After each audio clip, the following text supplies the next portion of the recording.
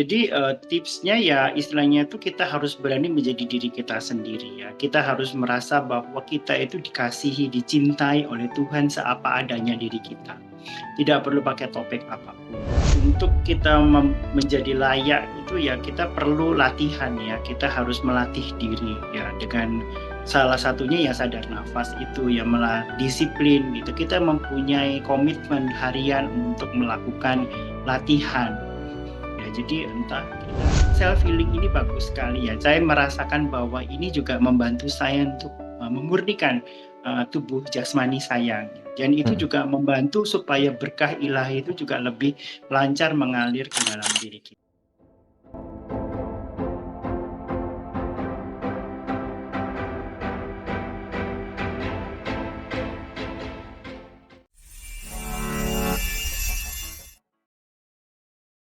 Kalau dalam pemahaman spiritual, justru orang-orang seperti Pak Jiwo ini menjadi ancaman buat mereka. Siapa? Yaitu orang yang suka berpura-pura gitu kan, atau orang yang menyimpan kebohongan. Karena menghadapi orang seperti Pak Jiwo, mereka takut gitu. Jangan-jangan nanti kebohongan dia akan terbongkar gitu ya. Oke.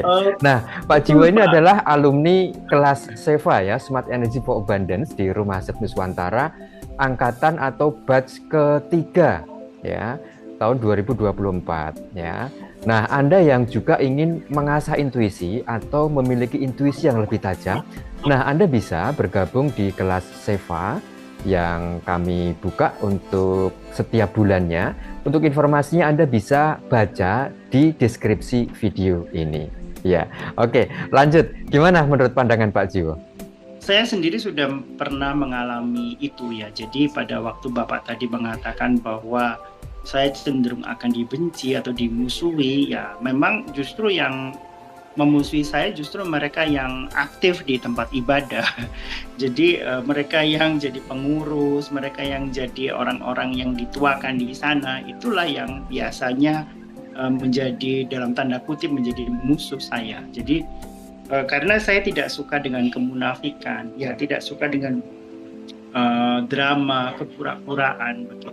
Ingin menampilkan sesuatu yang suci di depan orang, tetapi di dalam hati menyimpan banyak kebusukan, kebohongan, intrik. Itu yang saya tidak suka.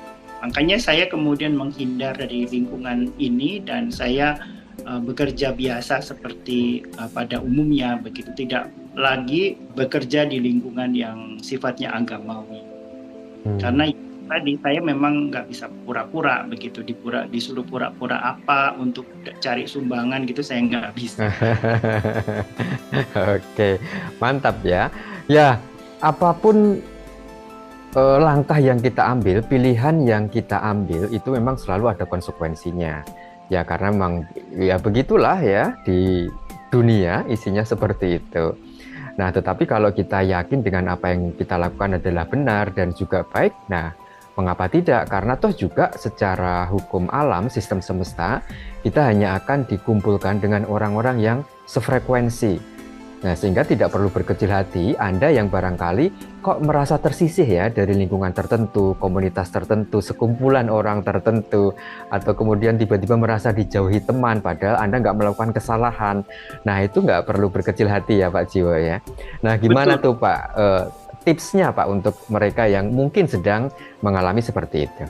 Ya, jadi tipsnya ya istilahnya itu kita harus berani menjadi diri kita sendiri ya. Kita harus merasa bahwa kita itu dikasihi, dicintai oleh Tuhan seapa adanya diri kita. Tidak perlu pakai topeng apapun.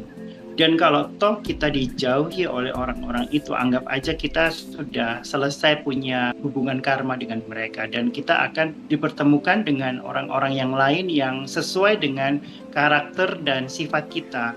Dan saya juga punya kumpulan teman-teman yang karakternya mirip dengan saya gitu ya. Mereka orangnya belak-belakan, nggak suka pura-pura begitu. Dan itulah yang menjadi teman-teman saya gitu. Karena mereka mempunyai pandangan dan prinsip yang sama dengan saya. Ya, kemudian juga kita tidak usah khawatir ya, misalnya kita dijahati di dalam pekerjaan dan sebagainya, difitnah. Karena semesta ini kan tidak tidur kan, kita dijaga, dilihat.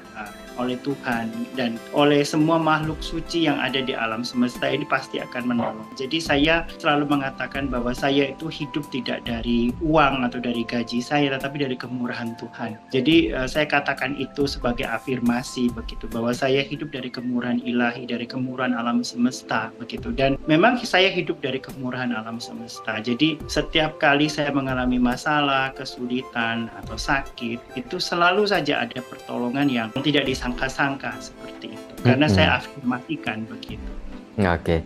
Nah, ini pentingnya juga untuk memahami hukum alam atau sistem semesta ya, sehingga kita paham bahwa kita berada hidup di dunia, di bumi ya, di mana bumi yang kita pijak ini memang sudah ada yang namanya hukum alam, sistem semesta yang ditetapkan, dibuat oleh Tuhan.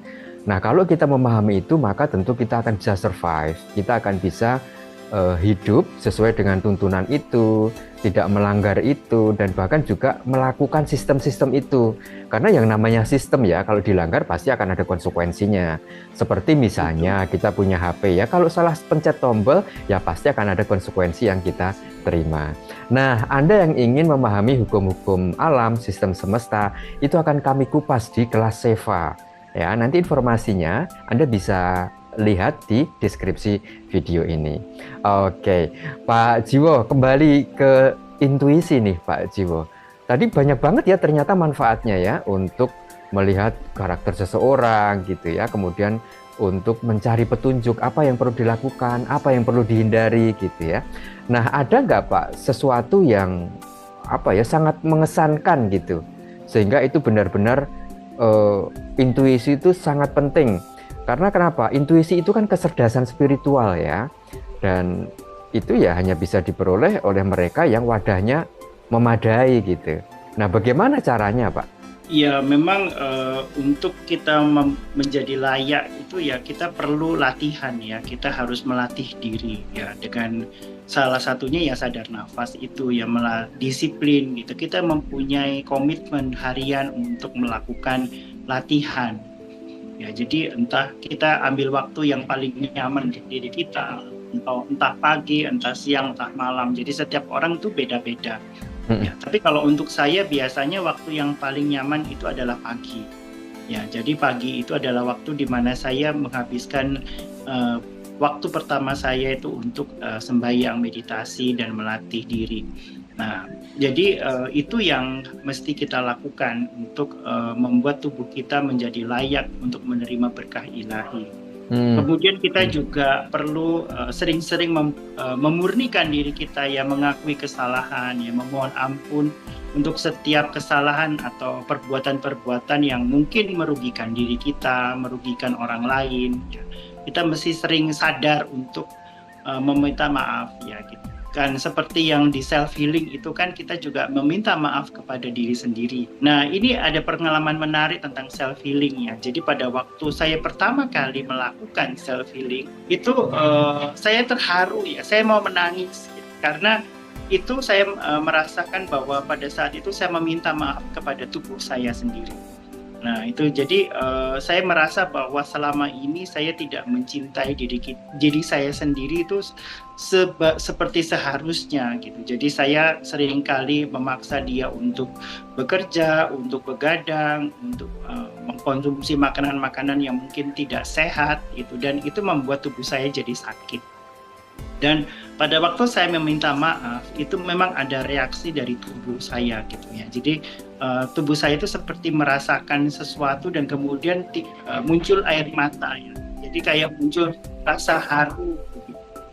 Dan itu juga salah satu cara untuk memurnikan diri kita ya, di mana kita juga seringkali melihat bahwa kesalahan itu kita lakukan kepada orang lain saja ya, tetapi justru kita lebih banyak juga melakukan kesalahan pada diri kita sendiri. Ya, kita menghukum diri sendiri dengan kata-kata yang negatif, dengan self-talk yang negatif. Kemudian kita juga tidak seringkali mengabaikan kebutuhan diri sendiri gitu. Kita harus istirahat atau kita harus makan makanan yang sehat. Itu kan banyak orang yang seperti itu. Dan akhirnya kemudian dia mengalami masalah ya, masalah emosional gitu. Terus kemudian dari kayak ada perasaan-perasaan yang sulit untuk dia mengerti kenapa saya begini, kenapa saya begitu. Nah, biasanya intuisi saya kadang mengatakan, oh kamu ini ya, kamu kurang sayang pada diri sendiri. Gitu. Jadi dia sering mengorbankan dirinya untuk kebutuhan orang lain. Dan akhirnya dia merasa bahwa pengorbanannya tidak dihargai. Gitu. Saya bilang bahwa yang kamu cinta itu orang pertama yang harus kamu cintai adalah dirimu sendiri. Sebelum kamu mencintai orang lain, kamu harus mencintai dulu. Sampai kamu merasa penuh dan akhirnya kamu siap untuk berbagi dengan orang lain. Karena kalau kamu sendiri lapar, gimana kamu mau kasih makan orang lain? Ya, jadi itu. Ya. Jadi latihan self healing ini bagus sekali ya. Saya merasakan bahwa ini juga membantu saya untuk memurnikan tubuh jasmani saya. Dan itu juga membantu supaya berkah ilahi itu juga lebih lancar mengalir ke dalam diri kita. Oke, mantap ya. Jadi itu ya, di RSN kan sudah diberikan panduan-panduan itu. Dan Bang El juga menjamin kalau panduan-panduan itu dilakukan, kami garansi pasti yang Anda harapkan itu bisa terjadi ya. Ada yang ingin sehat, ada yang ingin kerezekian yang membaik, karena memang multidimensional ya. Jadi bahkan tadi yang diceritakan oleh Pak Jiwo pun, ketika intuisinya membaik itu pun ternyata juga didukung oleh self healing. Kenapa? Karena berdamai dengan dirinya sendiri, memperbaiki tubuhnya sendiri gitu. Tidak semuanya itu kemudian tiba-tiba terjadi gitu ya. Nah, oke. Anda yang sudah tekun di Rumah Sehat Nuswantara, silahkan panduan-panduan itu dilaksanakan dengan semestinya sesuai yang sudah diberikan ya. Kalau Anda menginginkan hasil yang terbaik. Karena apa? Karena spiritualitas itu ya memang hanya bisa diperoleh dari proses menjalani dan mengalami. Bukan katanya ya, tetapi nyatanya gitu ya Pak Jiwo ya.